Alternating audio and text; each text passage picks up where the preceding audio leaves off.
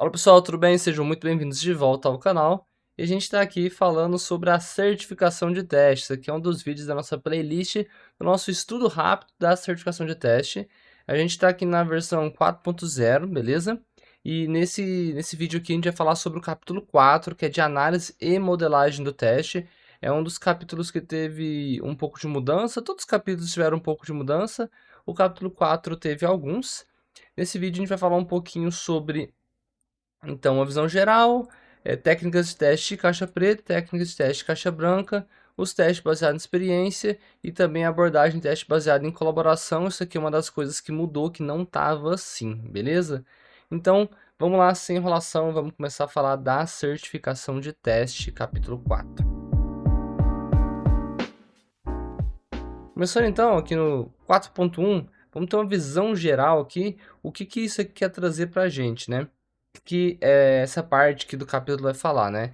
Que as técnicas de teste basicamente estão aqui para dar um suporte ao testador, então, na parte de análise do teste. Então, as técnicas de teste, né, vão ajudar a gente a escolher melhor os testes.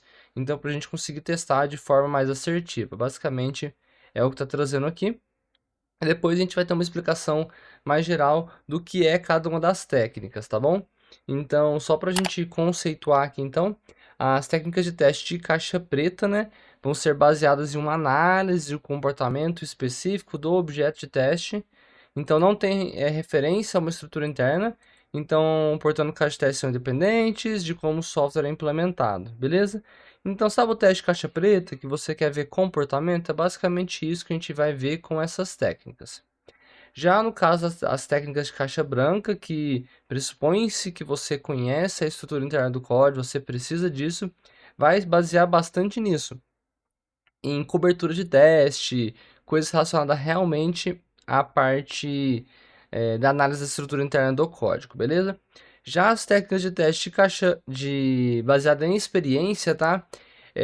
Precisam da experiência do testador e são técnicas que a gente vai ver que são um pouco mais livres, né? E a eficácia vai depender muito mais do testador do que de alguma coisa muito rígida e fechada. A gente vai ver que são técnicas que são bem mais menos burocráticas, digamos assim, beleza? Então, indo aqui para a parte do capítulo 4.2, essas são as 4 técnicas que a gente tem nessa certificação, tá? O particionamento de equivalência, análise de valor limite, o teste de tabela de decisão e teste de transição de estado. A gente vai ver cada um deles, beleza? Então, a gente está aqui as 4 técnicas.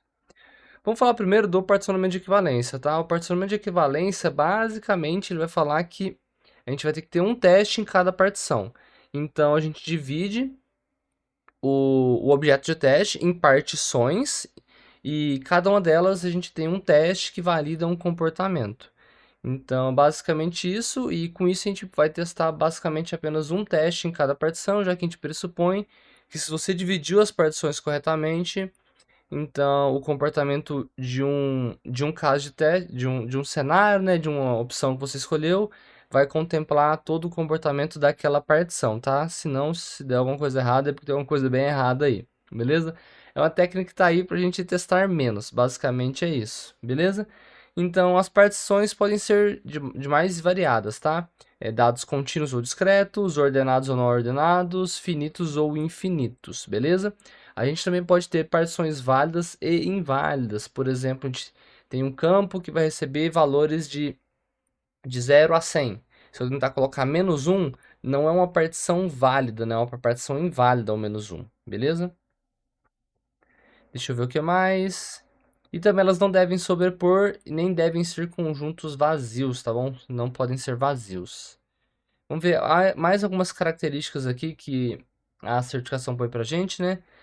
Sobre valores válidos, são os valores que devem ser aceitos dentro do contexto do teste, tá? Valores inválidos são os que não devem ser aceitos. Cada valor deve pertencer a apenas uma partição. 100% de cobertura, todos os testes, um teste em cada partição, basicamente. E a gente deve testar pelo menos uma partição, beleza? São aplicáveis a todos os níveis também. Agora a gente vai para análise de valor limite. Eu gosto de falar que a análise de valor limite ela é uma atualização, um upgrade aí da partição de equivalência. Porque basicamente a gente vai ter as mesmas partições, Só que, em vez de a gente testar qualquer valor dentro da partição, a gente testa os limites de cada partição. Então, por exemplo, nesse exemplo aqui, ó, que a gente tem um valor de 1 até 3, 4 até 6, 7 até 10. São 3 partições. Então, eu poderia falar que eu iria testar o 2, o 5 e o 9 aqui, que seriam valores válidos na parte da partição de equivalência. Mas no valor limite, não. No valor limite, a gente testa um pouco mais, porque a gente testa, por exemplo, o 3 e o 4, o 6, o 7, o 10. Aí a gente pode testar o 1, e a gente pode testar um valor acima do 10 e um valor abaixo do 1, para a gente testar as partições inválidas, né? Então, a gente teria um teste no 0 e um teste no 11, tá? Então, é assim que funciona. Observem que, como a gente está falando de valor de limite, a gente tá querendo testar as bordas. É uma técnica que só vai funcionar para partições numeradas, ordenadas, tá bom? Então, se não tiver, senão não dá certo, beleza? Aí a gente pode ter dois tipos de análise de valor limite, tá? O de 2 valores e o de 3 valores. Então, a diferença é que do de 2 valores a gente vai testar apenas os limites mesmo, de 3 valores a gente tem que testar um abaixo do limite, então a gente testa um pouco mais, tá? Então, para cada valor limite há 2 itens de cobertura. Esse valor de limite e o seu vizinho mais próximo pertence à partição adjacente. Para atingir 100% de cobertura com o BVA de 2 valores, os casos de teste devem executar todos os itens de cobertura, ou seja, todos os valores limites identificados. A cobertura é medida como o número de valores limites que foram executados, tá? E aí é só a parte de cobertura. Então, beleza. Aí nesse caso aqui, ó, a gente vai trazer a resposta depois. Nesse caso aqui, olha só, para cada valor limite de 3 itens de cobertura, né? Esse valor de limites e os seus dois vizinhos, portanto, BVA de 3 valores. Alguns dos itens de cobertura podem não ser valores limites, tá? Então, a gente já vai acabar testando não só os valores limites, tá?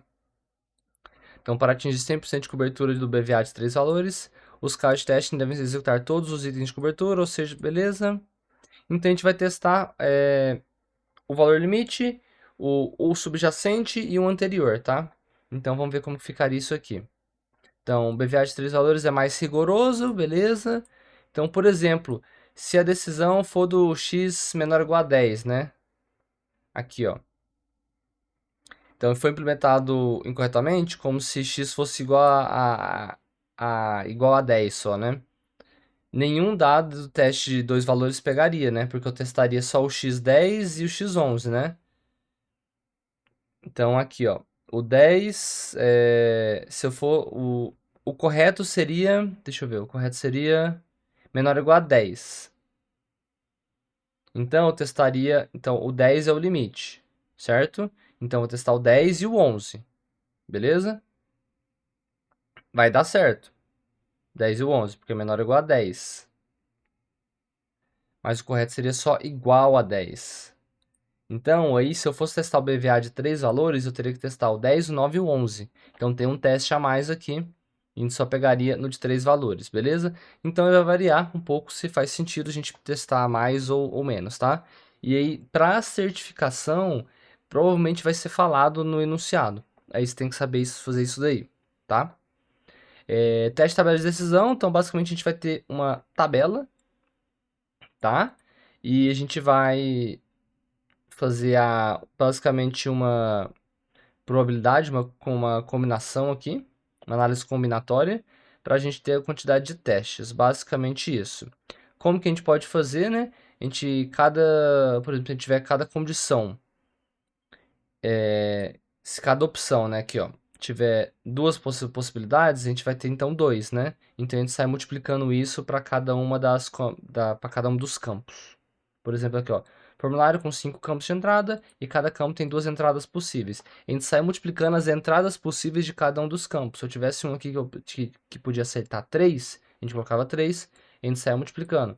Então a gente consegue ter dessa forma a quantidade de campos, tá? A serem o máximo, né, de análise combinatória, beleza? Isso aqui não é muito difícil, isso aqui parece ser complicado, mas a parte de certificação não é muito difícil. A É basicamente análise combinatória. E geralmente vai ter poucos campos, vai falar assim, olha, tá faltando um teste aqui, qual que seria o teste? Não é muito complexo, tá? A parte de transição de estados, esse pode ser o que pega um pouco mais, porque geralmente a gente vai ter o teste de transição de estado, ele vai ter tanto o diagrama quanto a tabela. E o foco dele é validar transições. Então a gente vai ter um cenário lá, que é alguma coisa que vai para um lugar, depois vai para o outro, tem um estado, depois tem outro. Vai depender um pouco do contexto que está sendo passado lá, mas eles vão dar ou diagrama ou tabela, e eles podem falar sobre, tá faltando uma transição, todos os casos de teste estão na tabela, de acordo com as transições, a gente pode ter essa parte aí. Pode ser falado bastante sobre transições válidas e inválidas. Geralmente, nos diagramas não tem transições inválidas, podem ter testes inválidos na tabela, mas no diagrama geralmente não tem. E outra coisa que é para falar, que é falar geralmente sobre pares de transição, pares de estados. Geralmente a transição é uma e estados são pares, então vai de um estado para o outro dentro de uma transição, tá bom? Então você tendo esse contexto aí, você consegue resolver basicamente tudo dessa parte também, beleza? Já falei essa parte, e agora a gente entra nos testes de caixa branca. Esses são um pouco mais complicados, porque podem ter muitos nomes, tá? Mas a gente vai ir com calma aqui, beleza? Então, a gente tem basicamente dois, tá? O teste de instrução e o teste de ramificação. E eles podem ter alguns nomes diferentes também, tá? Então, alguns nomes que podem ter. Então, vamos lá. Teste de instrução e cobertura de instrução. Tá falando de instrução aqui. Eles podem ter os nomes também de cobertura de comando, cobertura de sentença, declaração ou instrução, tá? Na 3.1 foi quando eu fiz, caiu uns nomes diferentes. Eu acho que na 4.0 eles trouxeram um pouco mais padronizado isso, tá bom? Qual que é a diferença? O que que essa técnica quer? Ela quer testar as instruções executáveis. Então, é exatamente o que o código está mostrando para a gente, tá? Aí a cobertura é medida com o número de instruções executadas pelos testes, dividido pelo número de instruções executáveis, tá? Então, é basicamente isso. Então, essa é uma tag que passa uma vez em cada linha.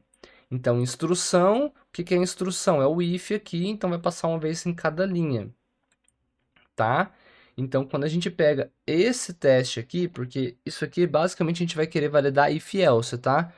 Momentos de que o código está pensando, vou para um lugar ou vou para o outro. Se for isso, faço isso, se for aquilo, faço aquilo outro, beleza? Então, para ele passar uma vez em cada linha aqui, só tem um teste possível para ele passar por todas as linhas aqui, que é o x igual a 2, dentro desse if aqui, tá? Então, geralmente a gente pega só a instrução que foi escrita. Por exemplo, a gente tem um else intrínseco aqui, mas ele não está escrito, então a gente não considera na parte de instrução, tá? No teste de instrução, é isso. Então, esse é um teste que tem menos cobertura. Geralmente, ele tem metade da cobertura quando a gente compara o de ramificação, tá? Agora, a gente vai considerar o mesmo cenário do de ramificação e vocês vão ver a diferença. Essa técnica, ela testa as decisões, tá? No código e o código executado com base nos resultados de decisão. Então, é uma tag que não quer passar por linha, mas quer testar fluxos possíveis, tá? Quais são os nomes? Decisão, desvio, complexidade ciclomática, tá bom? São os nomes possíveis para esse teste também. Então, vamos lá. A diferença é que eu quero testar as ramificações, as decisões. Se eu tenho um if igual a esse, eu posso ter o x igual a 2, mas também eu posso ter um x diferente de 2. É uma ramificação para esse teste. É um possível fluxo diferente, beleza? É o que a gente tem que pensar isso. Então, para eu ter 100% de cobertura aqui, eu vou ter dois testes. Então, eu posso falar que 100% do teste 100% da cobertura do teste de ramificação garante 100% do teste de cobertura de instrução, tá bom?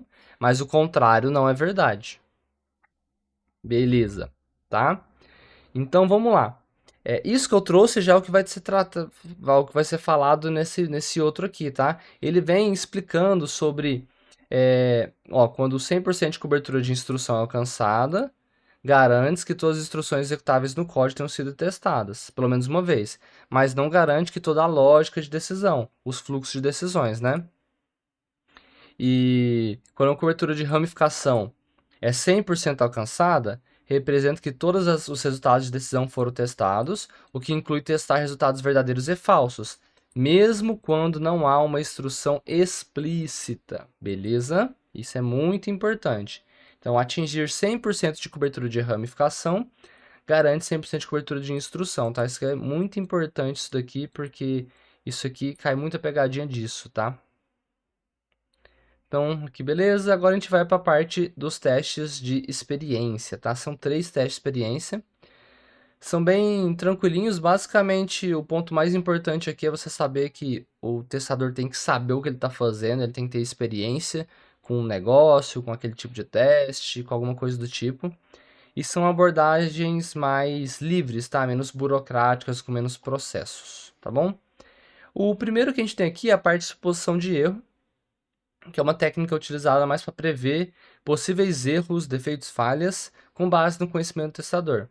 Então, o que ele tem de conhecimento? Como o aplicativo funcionou no passado, tipos de erro que os desenvolvedores tendem a cometer e os tipos de defeitos, resultados que resultam, né, desses erros aí, e problemas de outros aplicativos semelhantes, tá? Então, ele tem experiência com esse aplicativo, com aplicativos semelhantes ou com os erros que os desenvolvedores cometem a respeito desse aplicativo. Então, ele tem uma experiência, tá bom?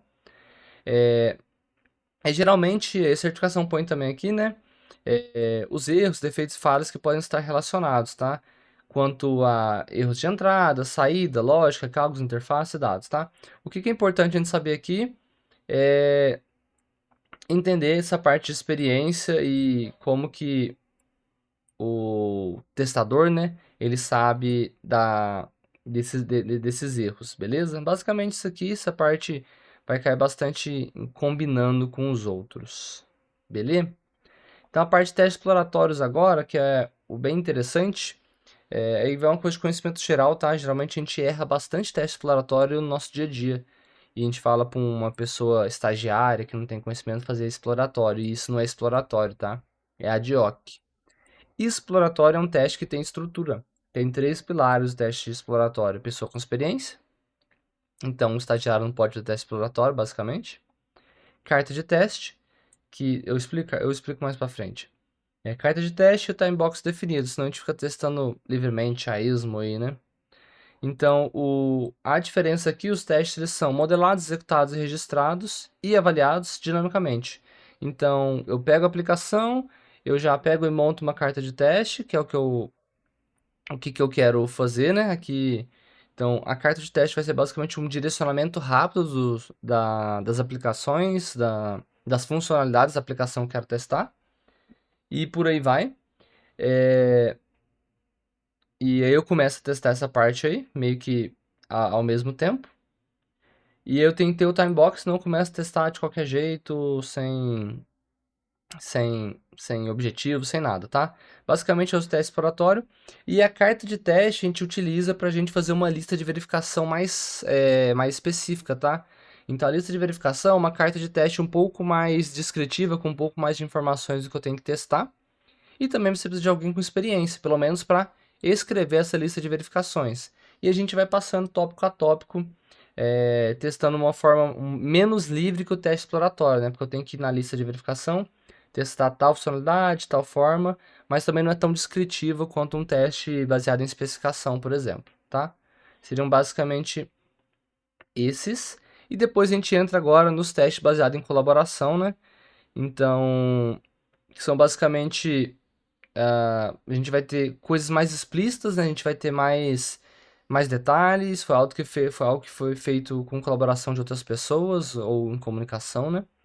Aí a gente tem a parte de escritas colaborativas de história do usuário, que é basicamente a gente testar com os requisitos, né? A gente teve histórias de usuário escritas, com requisitos escritos, com critérios de aceitos escritos, e a gente fala que a certificação pode utilizar os 3C, porque a certificação não prevê um teste ágil aqui, nem nada do tipo. Por isso a gente tem uma certificação só para isso.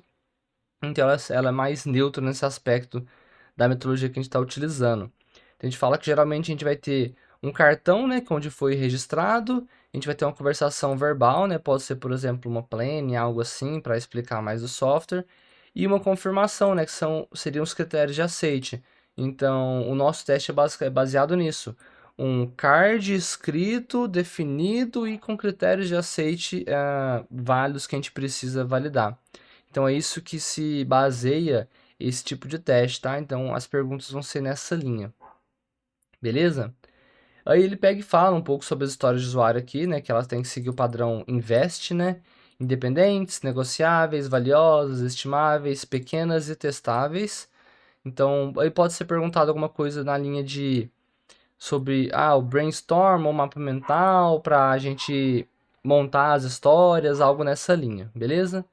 A gente aí vem falar sobre critérios de aceite, né? Ele vem dando mais detalhes aqui depois sobre o que são, para que ele é utilizado, sobre o que é o definir escopo, para a gente ter um consenso das funcionalidades, é basicamente isso. Coisa que se você tem um conhecimento básico de senso comum de critérios de aceite, é tranquilo, senão você pode fazer uma leitura, né, bem rápida da certificação, que é tranquila essa parte. É mais difícil os outros. A gente pode falar, ele fala aqui, né, que a gente pode utilizar o BDD, mas não vi perguntas muito específicas sobre isso, tá? É mais nessa parte do que o que são critérios de aceite, tá? E depois esse sim, né, o desenvolvimento orientado por testes de aceitação, né, que é uma abordagem de desenvolvimento, onde a gente tem os testes de aceitação criados antes e a gente desenvolve, a gente não, né? O desenvolvedor basicamente desenvolveria com base nesses testes de aceitação. É falado sobre isso também no capítulo 2, né? Sobre a parte do TDD e o BDD também, tá? Então, basicamente, a gente tem uma etapa de testes antes, os testes falham, e depois a gente vem desenvolvendo os testes de aceitação. Tá? É mais nessa linha, essa parte também é bem tranquila. Para esse capítulo, o foco é bem mais importante na parte dos testes de aceitação, dos testes de caixa preta, caixa branca e baseado em experiência, tá? Essa parte que é bem mais tranquila, inclusive uma parte nova dessa certificação quando a gente compara com a 3.1, tá bom? Então, com isso a gente passou toda a parte do capítulo 4. A teoria não é tão difícil, embora seja um pouco complexa alguma parte dos testes. O importante para esse capítulo é vocês fazerem muitos exercícios. Então, agora que vocês viram esse vídeo mais rápido, vocês podem ou adquirir o curso e ter mais detalhes sobre cada uma das técnicas e também fazer os exercícios propostos que tem lá no site oficial também da certificação, tá bom? Se você gostou desse vídeo, não deixa de deixar seu comentário, ativar o sininho de notificação, comprar o curso também e depois a gente se vê num outro vídeo. Tchau, tchau!